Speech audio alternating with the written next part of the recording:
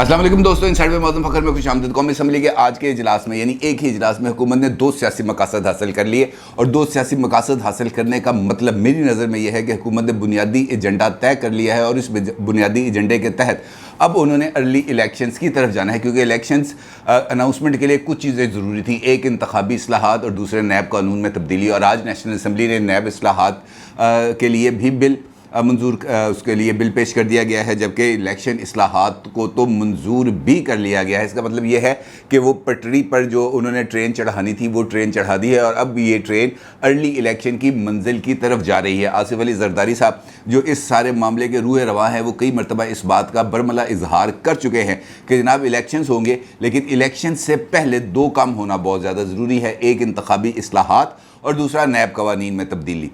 अब जिस तरह का बिल्डअप हुआ है, जिस तरह का पॉलिटिकल एक स्टैंड ऑफ पाकिस्तान के अंदर हो गया है, उसके लिए ज़रूरी है कि अब आगे बढ़ने का कोई ना कोई रास्ता तलाश किया जाए। और उसके लिए इस वक्त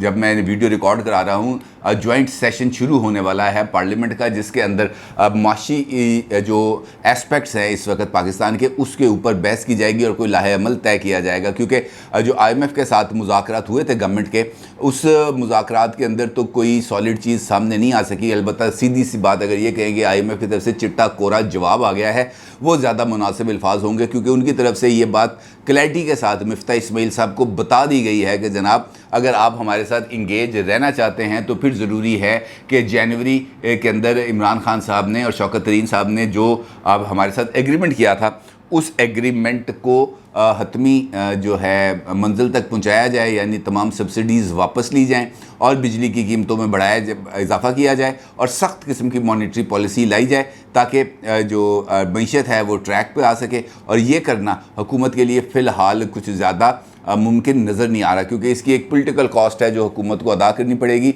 और वो ऐसे माहौल के अंदर जहाँ पर तमाम इदारे इमरान खान साहब के सामने सरेंडर कर चुके हों, वहाँ पर इस किस्म के फ़ैसले लेना मेरा ख्याल है कि इसको अक्लमंदी नहीं करार दिया जा सकता, क्योंकि अब बहुत सारी चीज़ें और अनफोल्ड होना शुरू हो गई हैं। क्योंकि आपको मालूम है कि ये एक इत्तेहादी हुकूमत है और इत्तेहादी हुकूमत के लिए ज़रूरी है कि इत्तेहादी उनके साथ इंटैक्ट रहें। और अगर किसी भी तरफ से कोई भी इशारा आ जाता है या कोई ऐसा पहलू जिसके अंदर सियासी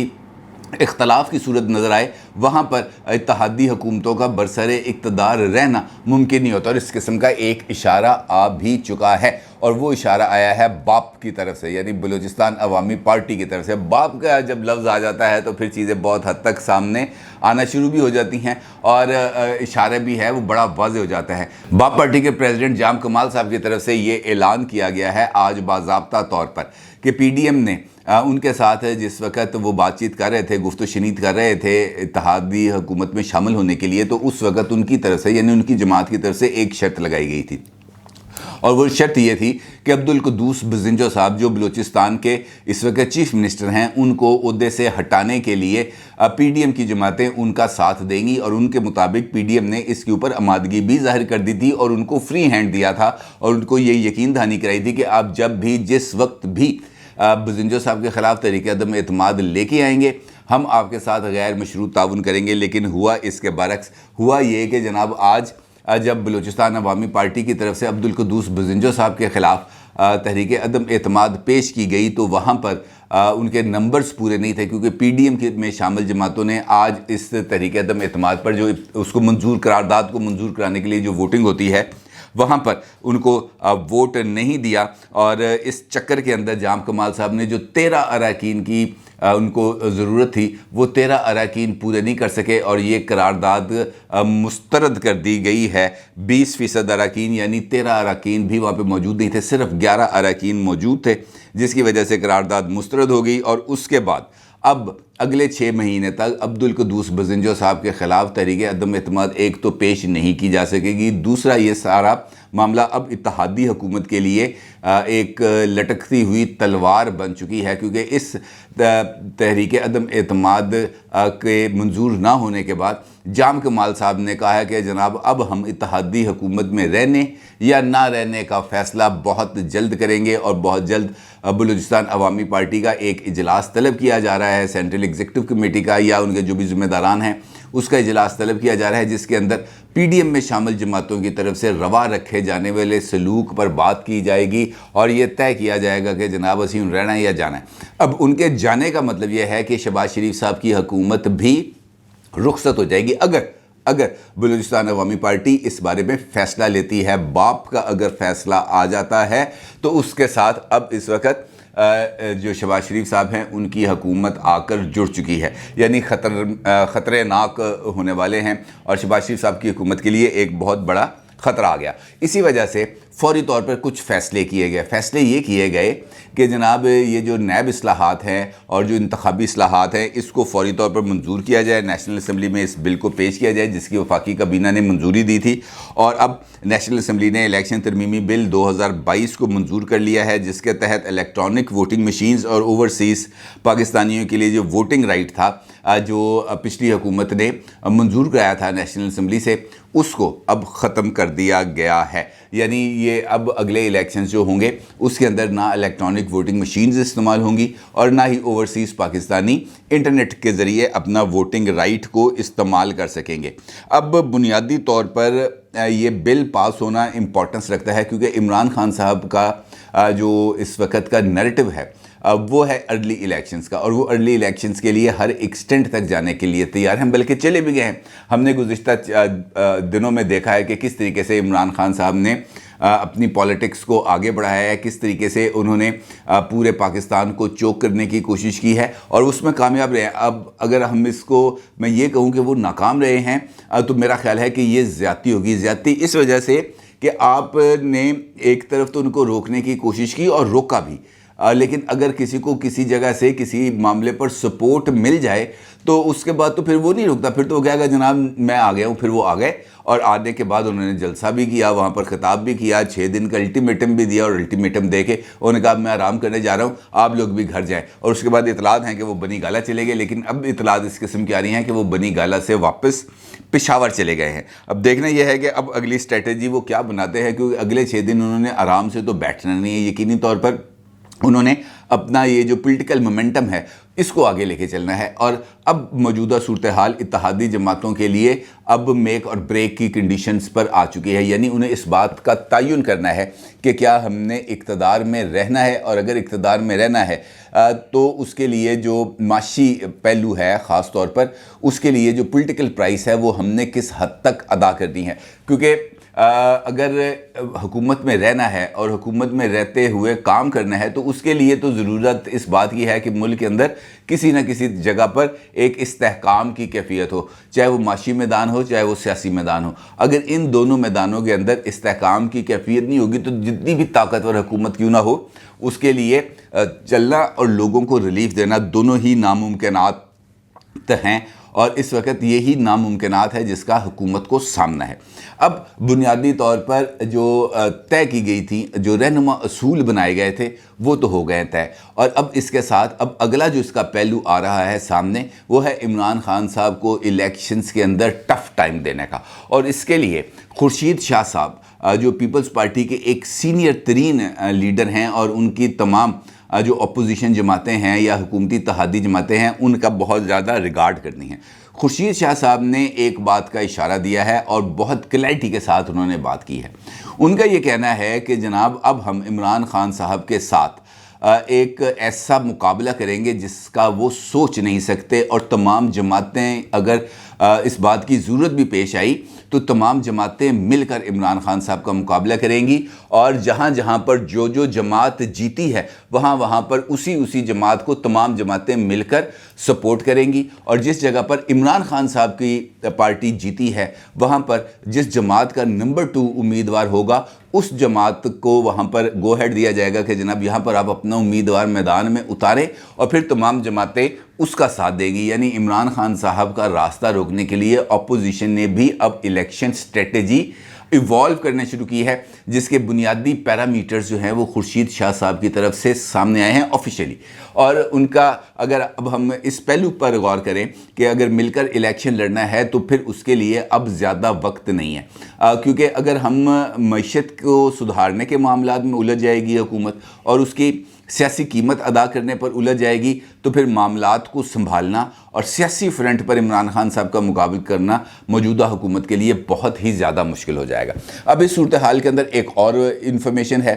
जो ढके छुपे अल्फाज में मिल रही है, और वो ये है कि हुकूमत अब एक और कानून पास कराना चाह रही है। अब उस कानून को पास कराने के लिए हुकूमत ने कुछ इक़दामात भी किए हैं और वो स्टेक होल्डर को एतमाद में भी लेना चाहती है, और वो ये चाहती है कि उनको वहाँ से आशीर्वाद मिल जाए, और अगर आशीर्वाद मिल जाती है तो फिर इस बिल को भी नेशनल असम्बली से मंजूर कराया जाएगा और एक मरतबा मुकम्मल तौर पर कुछ चीज़ों को सेटल डाउन करने की जो है वो कोशिश की जाएगी। अलबत्ता उस जो काम वो करना चाहते हैं उसके लिए उनको कुछ और आगे बढ़कर काम करना होगा, क्योंकि उस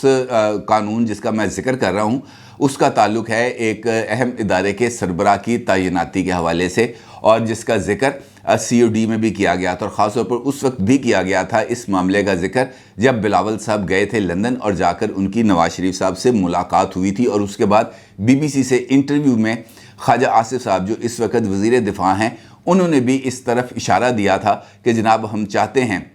कि तकर्री का जो तरीक़ाकार है वो बिल्कुल सुप्रीम कोर्ट ऑफ पाकिस्तान की तरह हो, यानी जो सीनियर मोस्ट हो वो आ जाए अपने ओहदे पर, और इस वजह से जो गैर ज़रूरी बहस चल जाती है उस गैर ज़रूरी बहस का भी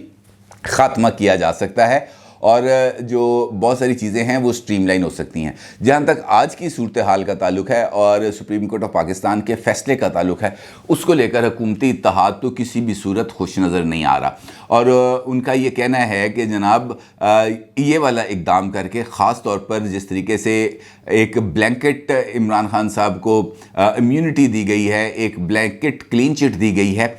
उसके यकीनी तौर पर इमरान खान साहब फ्यूचर पॉलिटिक्स के अंदर उसका एक मरतबा फिर नाजायज़ फ़ायदा उठाएंगे, और ख़ास तौर पर अगर 6 दिन के बाद वो दोबारा अपने अल्टीमेटम के मुताबिक इस्लामाबाद पर आते हैं, इस्लामाबाद पर चढ़ाई की कोशिश करते हैं, तो फिर